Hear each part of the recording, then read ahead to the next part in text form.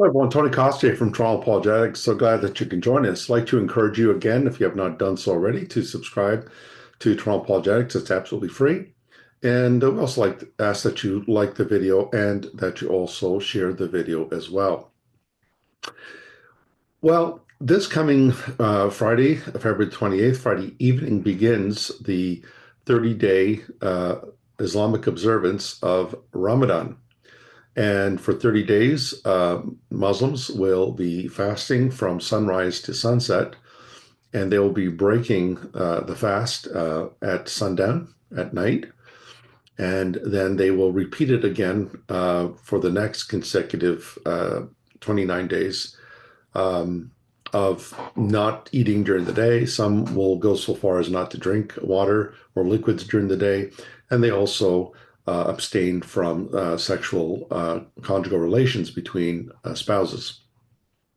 There's a video that was put out by Lily J, who has become a social media proponent of Islam, and she's put out a number of videos, usually short videos, and always calling on ChatGPT to give her answers on the Quran and Islam, which myself and other apologists have found quite humorous. Instead of doing actual research, she refers to these to the ChatGPT. So what I wanted to do is play a 1-minute video from Lily J, and then what I will do is I will just stop the video when necessary. And so we're just going to listen to that video, and we will be responding to it. So let's take a listen to the video. Did you know fasting is not just for Muslims? Non-Muslim TikTokers are taking part in this year's Ramadan. I'm not a Muslim, but this year I will be celebrating Ramadan. I'm going to be taking part in Ramadan. The biggest and most important reason is that I want to stand in solidarity with my brothers and sisters in Gaza. I'm a non-Muslim who is participating in this year's Ramadan in support of my mum, who is a revert. Bismillah. Ramadan. Well, okay, let's just stop there a minute. In terms of non-Muslims celebrating Ramadan, the first question is why? Why? Why are you observing Ramadan? Do you observe Passover? Do you observe Rosh Hashanah? Do you observe Good Friday? Do you observe Easter Sunday? Do you observe Christmas? Muslims are very clear that no Muslims should be celebrating Christmas. They're quite direct on that it is haram, it is forbidden for Muslims to celebrate Christmas, but yet non-Muslims can celebrate and observe Ramadan. Why? Why the double standards? Muslims can't celebrate with Christians, can't celebrate Christmas, but non-Muslims can celebrate Ramadan. And for the non-Muslims that are doing this, are they aware of the origins of Ramadan? Are they aware that Ramadan was not instituted as some weight loss program? In fact, as we shall see, it is not so much a weight loss program, but a weight gaining program, contrary to what people like Lily J and others say. And so when you hear people say, I'm going to fast at Ramadan to show solidarity with my Muslim friends or people in Gaza, do you ever celebrate Christmas in solidarity with Christians who have been slaughtered by Muslim terrorists, like the Christians who recently were killed in the Democratic Republic of the Congo, where 70 Christians were brutally murdered and had their heads cut off? Would you celebrate Good Friday and Easter in solidarity with those Christians? Would you do that for any Christians that are killed and persecuted by Islam? Of course not. So this is virtue signaling at its best. And so let's listen to the rest of the video. Again, I'll make some comments and pause, and we'll talk more about it. Ramadan has so many benefits, not just spiritual, but scientific. In fact, Really? Let's take a look. Fasting has over 100 scientifically proven health benefits. Plus, look at all the scriptures. Jesus fasted, Moses fasted, almost every religion promotes fasting. So, I'm going to fast this year to follow in the footsteps of all the prophets. And Hold that. So remember that, folks. Jesus fasted, Moses fasted, and I'm going to fast because I want to follow in the footsteps of all the prophets. So we'll be taking a look at that shortly, but let's listen to the rest. please our Creator. So, whether you're Muslim or not, Well, we could please our Creator. So what did Jesus say again in Matthew 6 about those who want others to see that they are fasting? He talks about how the Pharisees love to have long faces to show people that they are very pious, that they're fasting. What did Jesus say we should do when we fast? He says, when you fast, he said, wash your face, comb your hair, and don't let anyone know that you're fasting except your Father in heaven. And what your Father sees you doing, he will reward you. So Jesus says, keep fasting to yourself. Keep it as a personal, private relationship with God. That is something that we should keep to ourselves between us and God. Not to go around showing people, look how great I am, look how religious I am, look how pious I am. I'm fasting. I'm fasting. Jesus did not teach that of his followers. He told his followers to keep this as a private, sacred relationship with our Heavenly Father. And so the way Jesus viewed fasting is very, very different than the way Muslims view fasting. And you're going to see why that is the case. let's do this together. Let's be the best versions of ourselves. Let's please our Creator. Let's be the best versions of ourselves. We can't be the best versions of ourselves because we're sinners, and we can't please our Creator with external rituals while your heart is still sinful and depraved. See, Christianity says the problem is not outside and the answer inside. It's actually the other way around. The problem is inside. The problem is our sin. And the answer is outside of us. It's the Lord. Whoever calls on the name of the Lord will be saved. And so let's test this. Let's test this claim that we heard from Lily J here. Let's test this claim. Is it true that the Muslims are doing what Moses did, what Jesus did, and so forth? Now, remember what I said during Ramadan, they fast during daylight hours. So from the morning till sundown, they fast. After sundown, they gorge themselves, eating, breaking the fast. And when you are starved, when you are famished, and you come to the point where you can eat, and this goes on for 30 days. So you're breaking the fast every evening, every sundown. You're breaking the fast and you're eating. And then you're fasting again in the daylight hours, and then you eat again. And so just remember, as you're fasting during the day, at the end of that fast, when people are absolutely starving and famished, of course it's normal to overeat because your body is desiring that energy. It needs energy. And so here's the thing, you're fasting and then you're eating, in some cases, over excessively. And there are some health dangers associated with that. But remember, she said that, well, the prophets fasted and we're following in the way of the prophets. Well, let's take a look at this. Let's take a look at this. Biblical fasting, folks, is not the same as Islamic fasting. It's very different. Let's look at Exodus 34, 27 to 28. And the Lord said to Moses, write these words, for in accordance with these words I have made a covenant with you and with Israel. So he, that is Moses, was there with the Lord 40 days and 40 nights on Mount Sinai. He neither ate bread nor drank water, and he wrote on the tablets the words of the covenant, the 10 commandments. And so notice it says that Moses was there on the mount with the Lord, with Yahweh, 40 days and 40 nights. He neither ate bread nor drank water. But what do Muslims do at the end of their fast? They eat bread, they eat meat, they eat dates, they eat fruit, they drink water, they drink juices, and so forth. But notice Moses did not eat bread or drink water for 40 days consecutively. That's not the Ramadan fast. Not at all. Because every day at sunset, Muslims eat. That's not what Moses did. And then Jesus in Matthew 4, 1 to 2, then Jesus was led up by the Spirit into the wilderness to be tempted by the devil. And after fasting 40 days and 40 nights, he was hungry.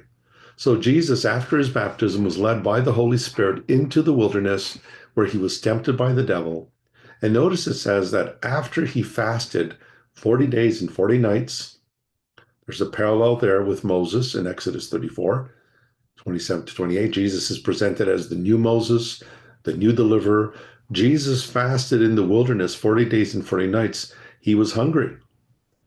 It doesn't say that he fasted for 40 daylight hours and then he broke the fast every night for 40 days and then he fasted again the next 39 days, etc., etc. No, he fasted and ate nothing for 40 days. Do Muslims fast and eat nothing for 30 days? No, they do not. They break the fast every day. That is not biblical fasting. And so when Muslims claim that they're doing what the prophets did, no, they're not. You're not fasting like Moses. You're not fasting like Jesus. Because the biblical prophets, as we see here, and yes, Jesus is the prophet of all prophets, Jesus himself fasted for 40 days and 40 nights, and he was hungry. This is not a man who is fasting during the day and eating and gorging himself and stuffing his face at night. And so the biblical fast is not the same as the Ramadan fast. Now, why is that the case? The reason for that, folks, is very simple. And the reason for that is because what we see here, what we see in the Ramadan fast, is the fact that you need to understand that Ramadan itself, Ramadan is first and foremost, it's one of the pillars of Islam. So in Islam, you have 5 pillars. There's 5 articles of faith. And in Islam, you have 5 pillars. So you got the Shahada, you have Salat, the 5 prayers, and then you have Ramadan, and then you also have Zakat, where they give almsgiving, and then they also have the Hajj, the pilgrimage. And so the Shahada, the Salat, you got Ramadan, you got Zakat, the almsgiving, and then, of course, the Hajj, the pilgrimage to Mecca. 4 of those pillars come from pre-Islamic paganism. The Shahada is different because the Shahada has, there is no God but Allah, La ilaha illallah, Muhammad Rasulullah, there is no God but Allah, Muhammad is the messenger of Allah. That one is the only one that has a uniquely Islamic ring to it, in that Muhammad is included in that. Some scholars argue that Muhammad got the Shahada actually from the Sabaeans. There's a group in the Quran called the Sabaeans, and their creed was La ilaha illallah, there is no God but Allah. So you find that in the Quran, but what Sunni Muslims have done is they've added the Muhammad into the Shahada. They've added him as the messenger of Allah. And this is an area where Quran-only Muslims have argued that the only permissible Shahada, the only genuine Shahada is La ilaha illallah, there is no God but Allah. And by introducing Muhammad into the creed, into the Shahada, they are committing shirk. So Quran-only Muslims believe that when you bring Muhammad into the Shahada, you are associating Muhammad with Allah. And that's what you see in the mosques. You have the name of Allah and you have the name of Muhammad there, side by side. And so they are associating him. Okay, that's not the point of this video in particular. Ramadan is mentioned in there. Now, what a lot of folks don't realize is that Ramadan was practiced by the pagans in Arabia long before Muhammad. And so, what I wanted to do is I wanted to share with you. I wanted to share with you the fact that Ramadan um, was indeed a non-Muslim pagan Arab festival. And you could see this on freethoughtblogs.com. And there we are told, and I'm going to see if I could bring the text up a bit for us to read. The difference between pre-Islamic Ramadan and Islamic Ramadan is that pre-Islamic Ramadan was practiced by pagan tribes in Arabia, and Islamic Ramadan is practiced by Muslims all over the world. So, right here. During Ramadan, but notice pre-Islamic Ramadan came first. That was practiced in Arabia before Islam. That's why it's pre-Islamic. Muhammad adopted it. During Ramadan, pagan Arabs used to abstain from food, water, sexual contact, etc., just like Muslims do. Muslims practice the same pagan rituals during Ramadan. And so the observance of Ramadan is pagan. It's not something that allegedly comes from the one true God. It's pagan because in the Bible, this is not how the prophets fasted, as we saw with Moses and Jesus. It is a well-known fact, and here it is again, it is a well-known fact that Islam adapted this pagan practice of fasting, and there is a hadith in Sahih Bukhari that mentions the ritual, and it quotes from Bukhari 172, and it mentions the day of Ashura, and how it was a fast in the pre-Islamic period, and then the fasting of Ramadan was also enjoined. And so as we move forward, we also notice here that Ramadan fasting came later from the Sabaean tradition, and the Sabaean are mentioned in several verses in the Quran. And so we see clearly here that Ramadan has this pagan origin, as we also see here, not only Ramadan fasting, but other pagan rituals were also adapted by Islam. And this is what I just said about the other four pillars. And of course, the Kaaba in Mecca was a center of idol worship. And then, of course, we have the black stone, which you see here depicted. And by the way, folks, this is a Persian depiction. This is the Persians loved painting. Notice that they painted Muhammad here holding the black stone by the Kaaba. And the point I just wanted to make here is that for all the people who've had their lives threatened and people who have been killed for depicting Muhammad in pictures and so forth, the first people to depict Muhammad in art and in pictures was Muslims, particularly the Shia Muslims. This author goes on to mention the black stone that was placed in the Kaaba, and Muslims kiss it and caress it. As we see here as well, the black stone was kissed by people during pre-Islamic pagan worship. Muhammad did not completely abolish idolatry. He kept the black stone and allowed people to continue the practice of kissing it. And then the author goes on to say, it is the same pre-Islamic pagan stone that Muslims kiss today during Hajj and Umrah, the Hajj being the major pilgrimage, Umrah being the minor pilgrimage. It is not as expansive as the Umrah is the most important one. Excuse me, the Hajj is the most important one. It's more expansive. The Umrah can be done at other times as well. And so the author here does go on to mention the black stone, and of course the pre-Islamic pagans prayed 5 times a day facing Mecca. Sorry about that, right here. And that again, as I said, the salat, the prayers are also pre-Islamic. So the Arab pagans also prayed 5 times a day facing Mecca, just like Muslims do today. And so for all the talk about fighting paganism and Islam is against paganism and idolatry and so forth. The irony here is that four of their pillars in Islam are pagan in origin. Um, and again, as I said before, Muslims can say, "Oh no, no, no, these were all revealed by God, and then they were corrupted." Well, you need to show that. You need to demonstrate that. You need to demonstrate that.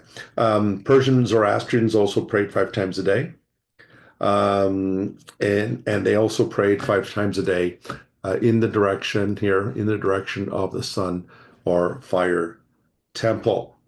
And Zoroastrians also practiced ablution. They washed as well before their prayers. And again, the Hajj, I mentioned this as well as being one of the pre-Islamic pagan rituals as well. It's also, the author reminds us, also a pre-Islamic practice. And it goes on to describe the various observations of this ritual. Now, we can go on and on and on, but the point here is the fact that Ramadan is clearly a pre-Islamic, non-Muslim pagan Arab festival. So when Muslims are observing Ramadan, they think they're, as Lily J said, "Oh, we're honoring our creator." Well, no, actually, you're not really honoring your creator by practicing paganism. You don't honor God by practicing what the idolaters and the pagans did in the past. And so this is a major problem with our Muslim friends in this particular case. The other problem is the fact that, contrary to what we keep hearing all the time, that it has its benefits. The Los Angeles Times back in 2012 had an article out, "Many Muslims gain weight during Ramadan fasting," contrary to what we keep hearing all the time. And so in this particular article, and I will provide the links for these articles in the description box. As you read through this article, we hear this is Dr. Madani, the head of the Emirates Diabetes Society. He told Trade Arabia, an online news site, that unfortunately, many Muslim patients and Muslims in general tend to overeat upon breaking their fast, and usually the meals involve heavy, fatty foods that are high in calories. So, folks, when I said that at the end of the fast, Muslims tend to gorge themselves and just stuff their faces and so forth, I'm not saying that in mockery. I'm simply repeating what this doctor here, who is most likely by his name, he's a Muslim as well, that Muslim patients that he treats during Ramadan actually tend to overeat, and they're eating unhealthy foods. And so as you keep moving through this article, you will notice that there's a health way of doing it, but the major problem here is that people, because they're eating they're eating a lot of food to break the fast because they're starving. I don't blame them. This particular gentleman here, Mahmoud Ismail, talks about how he says his wife struggles with her weight during Ramadan, often gaining more than 10 pounds, and her schedule allows no chance to burn calories. All the night is eating and then cooking for the next iftar.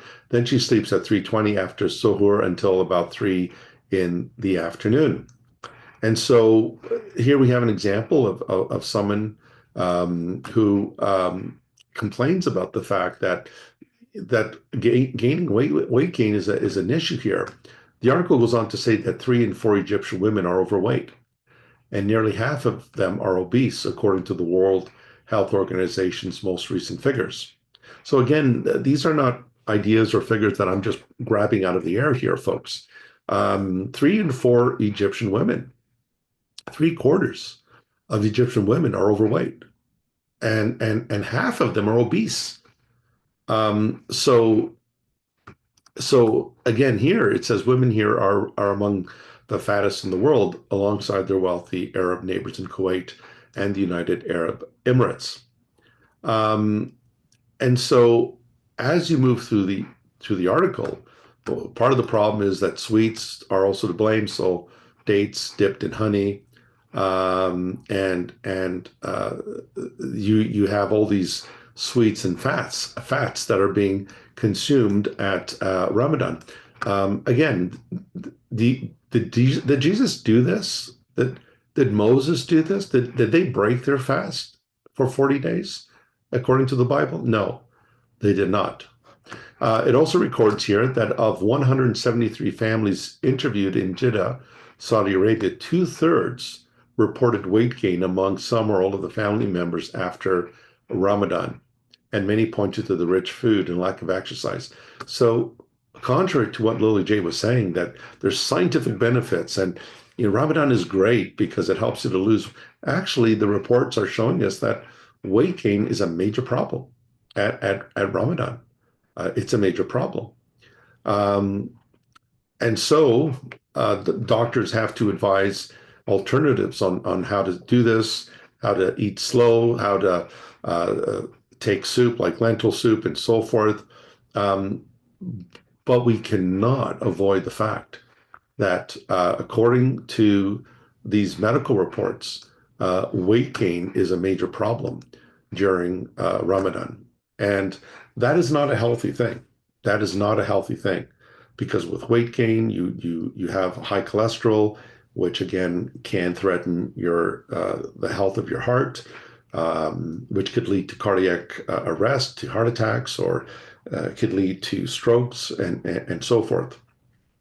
So all of that to say, folks, that unfortunately Lily J is wrong on all counts. Number one, the prophets did not fast like Muslims do at Ramadan. Totally different form of fasting. They did not eat, period.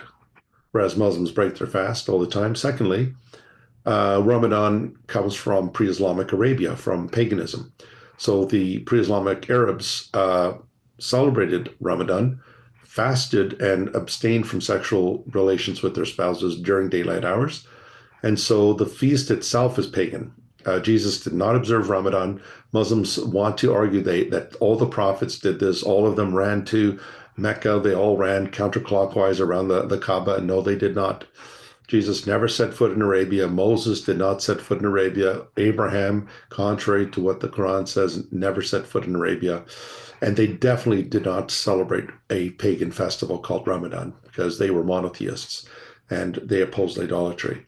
And thirdly, contrary to what Lily J says, surprised she didn't ask ChatGPT on this one, but there are serious health concerns admitted by Muslim doctors during Ramadan.